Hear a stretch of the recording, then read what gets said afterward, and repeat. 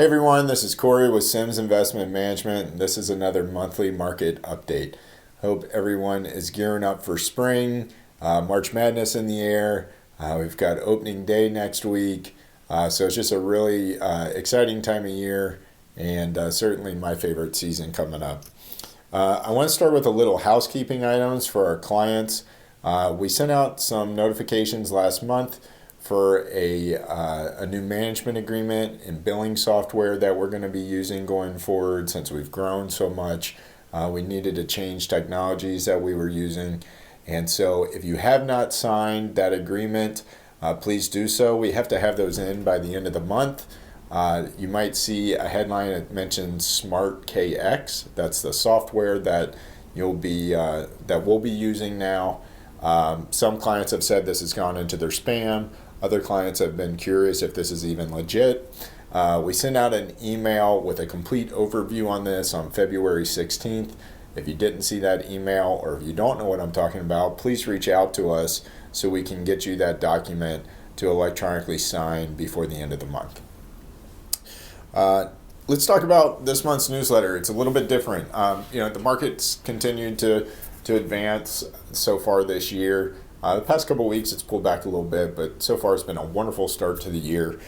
But the reason why this newsletter video is a little bit different this month is the main bulk of the newsletter actually is talking about what I would say is the more important part of what we do in financial planning. The title of the newsletter, Acquisition of Memories. And the idea being that I think a lot of people think about financial planning, or certainly investment management, as essentially how much of a bucket of money can I potentially acquire to use in the future. And that's important, but it's if you have this big bucket of money and you don't know what you're going to use it for, you don't have goals, you miss out on opportunities throughout life, then it's kind of like, what's the point? So one of the most rewarding parts of our job is getting to sit there and talk with clients about what their goals are, short-term, mid-term, or long-term. Oftentimes clients or new prospects have never even considered those questions. And so it's great that we can come up with a plan so that way your future is taken care of. But it's also about saving enough for the future but living for today, because tomorrow's not guaranteed. And the bulk of the newsletter really touches on that. I think it was also fitting that one of the things we do each year is we send out Berkshire Hathaway's annual letter. Warren Buffett just has an amazing way to connect with the average person, even if they don't have a high amount of financial literacy. He writes this annual letter in a way that I think is very digestible. It teaches some great business principles. And he actually has some pretty good humor in there too. So he talks about Charlie Munger in the first part of it and how he was really the architect of Berkshire Hathaway. And it's just a really, really great read.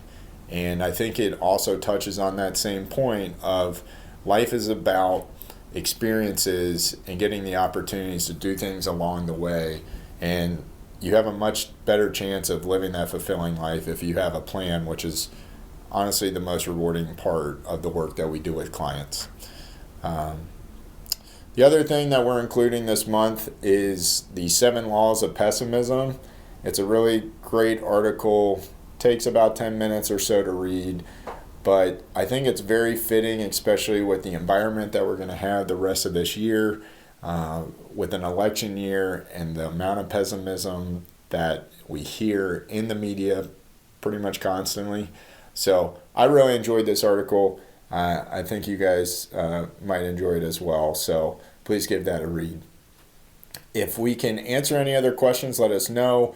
We're going to be very busy this next month with tax season wrapping up, working with clients if they haven't gotten their IRA contributions in for the previous year, working with CPAs on some of the tax planning. So if you have questions on that, or if you're not sure if you've made your IRA contributions for the previous year, we have a list that we're working through actively, but feel free to reach out if you need any clarification.